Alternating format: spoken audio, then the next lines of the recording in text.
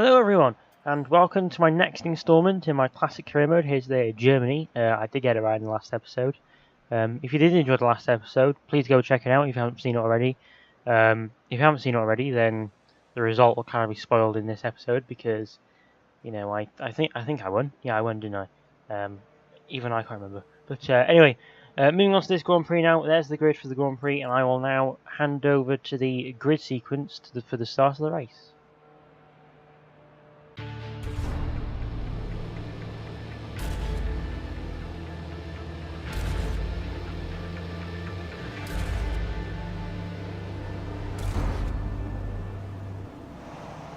As here we are then on the grid for the German Grand Prix here, starting in 5th as per usual. As the lights come on now, it's 4 lights, 5 lights.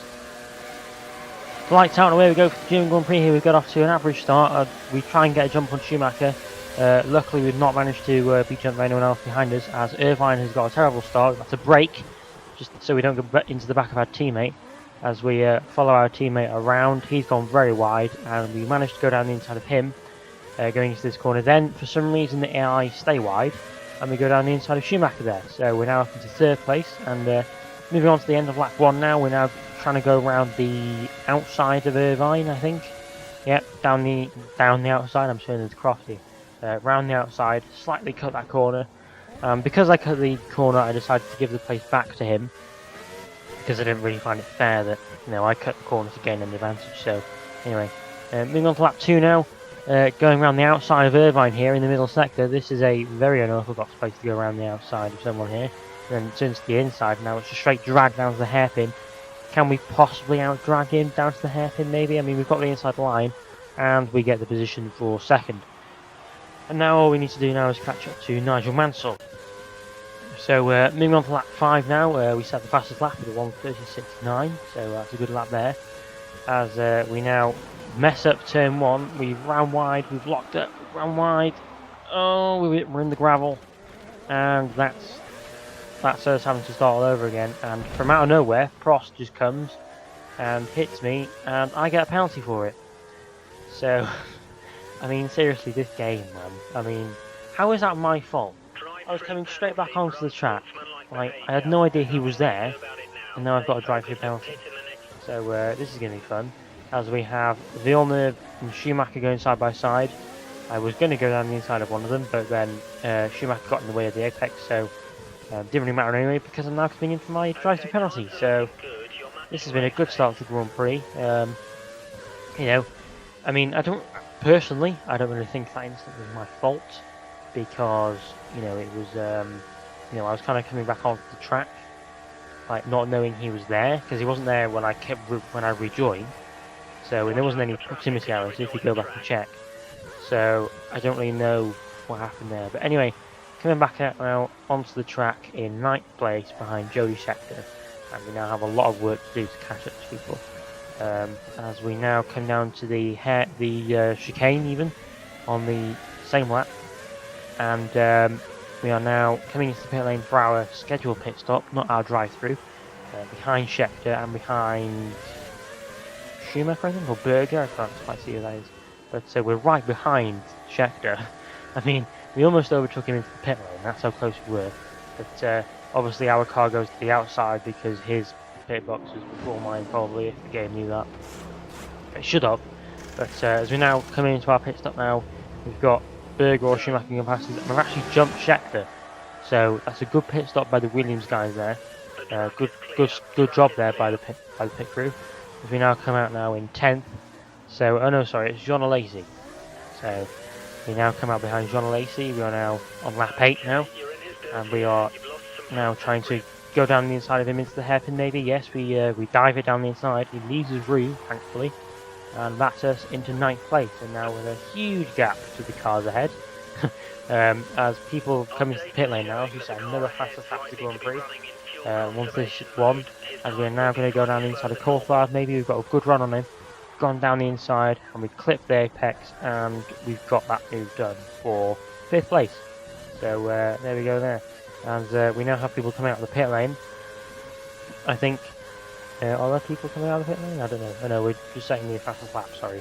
So 1:34.9. So it's a 1.2 second difference to our last lap. So we're getting quicker as we now move on to lap 13 now, catching up to the back of Schumacher and slightly cutting that corner. I don't know why I did that. Catching up Schumacher, he's gone defensive and missed his braking point for some reason, and we've just gone down the inside of him, so that was easy. As we now come up to the back of our teammate Villeneuve, who's gone very slow into that chicane for some reason. And we're now coming into the pits for our second scheduled pit stop of the Grand Prix. So we've recovered fairly well from our early incident in the Grand Prix. It was a fairly calamitous start to the Grand Prix. So it's been a good recovery from my part anyway. I hope. Hopefully we can go on to get at least a podium in this Grand Prix. I mean, we should do. But I think was that Mansell just passed us in the pit lane now? Surely we can't be that close to Mansell already. I mean, come on now. We were quite a long way behind at one point in this Grand Prix. But we now come out in 5th place where we were. We are now in 4th, right behind Mansell. So we've caught up to Mansell somehow, and we are now right behind him. And I'm assuming we jump our teammate and whoever was ahead of him. Yes, we do. I'm assuming. Yes, we do. So we are now into 2nd place somehow, and we're just over 12 laps left.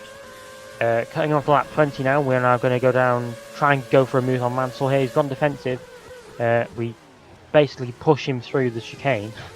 I mean, he's gone very wide though, and we go down the inside of him into 1st place, and that's us leading this Grand Prix somehow. So, I mean, we're leading the Grand Prix, but now he's in our slipstream now, coming on to lap 21 now.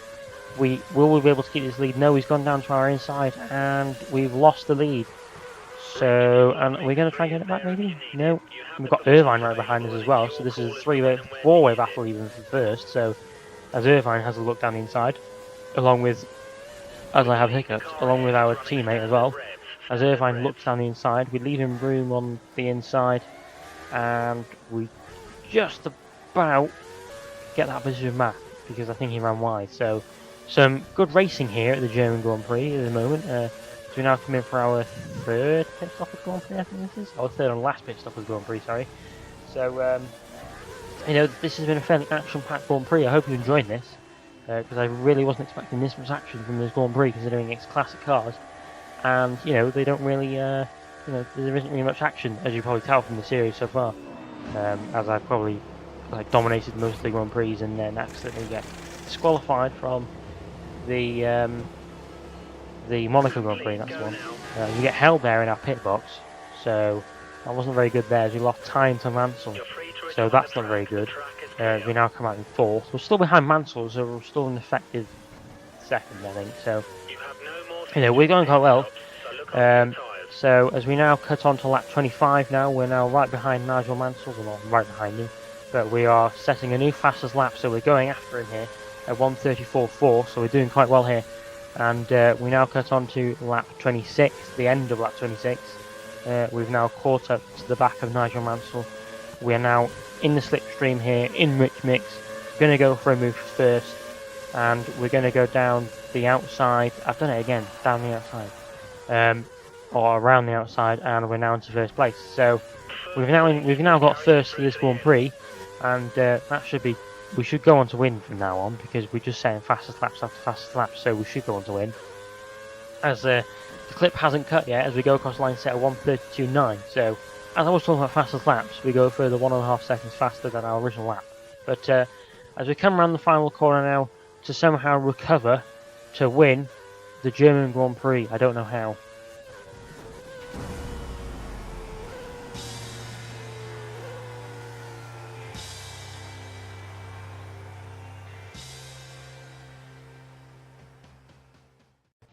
So here are the final race classifications then. I finished 1st, 8.7 seconds ahead of Mansell, and 31 seconds ahead of my teammate. So that's how dominant I was in this Grand Prix, somehow coming across the line to win. For some reason 2 DNFs there, Eddie Irvine and Jody Scheckter, so Scheckter not having a very good midpoint of the season here for some reason, I don't know why. Alain Prost getting 8th there, Ivan Capelli got 7th in the Grand Prix somehow. But moving on to the driver standings, then we're now 22 points ahead of Nigel Mansell and 105 points clear of our teammate. So we're going quite well at the moment in this Grand Prix this season even. So hopefully we can go on to win the Drivers' Championship. Obviously that's what I want. So and obviously every single driver's got points now, so that's good. And in the Constructors, there's 26 points between my Williams team and Nigel Mansell's Williams team. But I hope you enjoyed this episode. Please leave a like and a comment, and hopefully we can win the next Grand Prix, which is Jerez. So another classic track, and I'll see you there. Bye!